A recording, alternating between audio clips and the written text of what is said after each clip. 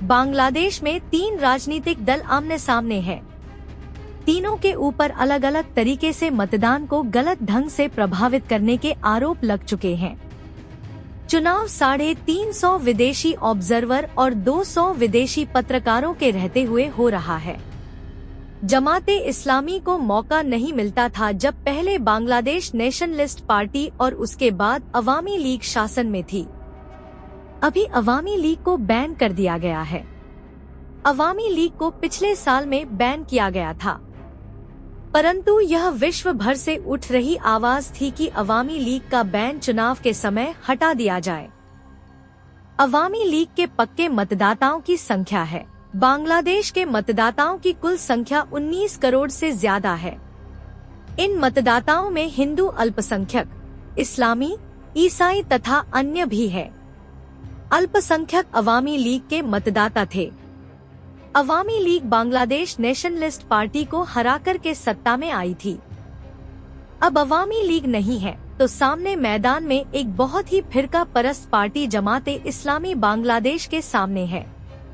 इन दोनों पार्टियों के नेता रहमान टाइटल के लोग हैं। शेख मुजीबुर रहमान को सत्ता से हटा करके वहां आर्मी शासन में आ गई थी। यह पाकिस्तानी कलर का असर रहा। इसके बाद जनरल जियाउर रहमान बांग्लादेश के चुने हुए नेता रहे। 15 साल तक जियाउर रहमान शासन में रहे और उसके बाद फिर मुजीबुर रहमान की बेटी शेख हसीना ने अवामी लीग की बदौलत शान हासिल किया था। अवामी लीग इस बार चुनाव मैदान में नहीं है, परंतु एक नई पार्टी है जो जेएनजी की पार्टी है और इसे सीपी कहते हैं। विदेशी पत्रकारों ने अभी तक तीनों पार्टी के ऊपर या तो बूथ कैप्चरिंग या हिंसा या मतदाताओं को आमने सामने पैसा देते हुए दिखलाया है। बांग्लादेश में विदेशी ऑब्जर्वर अपना काम कर रहे हैं और विदेशी पत्रकार भी अपना काम कर रहे हैं।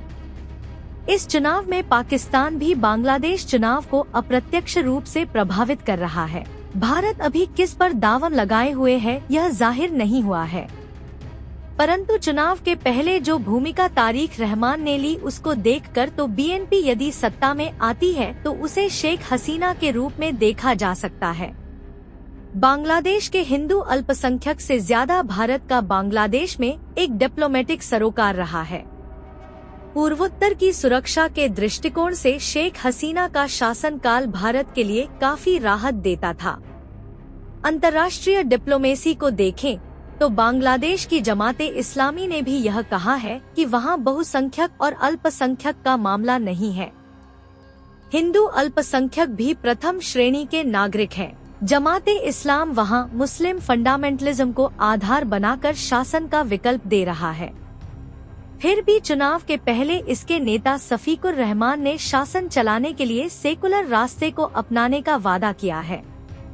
जेएनजी के उभार की वजह से बनी पार्टी बीएनपी चुनाव मैदान में एक पक्ष तो जरूर है, परंतु यह शासन के सीधे मुकाबले से बाहर चली गई पार्टी है। बांग्लादेश चुनाव नतीजे के बाद बांग्लादेश को फिर से एक जनतांत्रिक रास्ते पर चलने का मौका मिलेगा।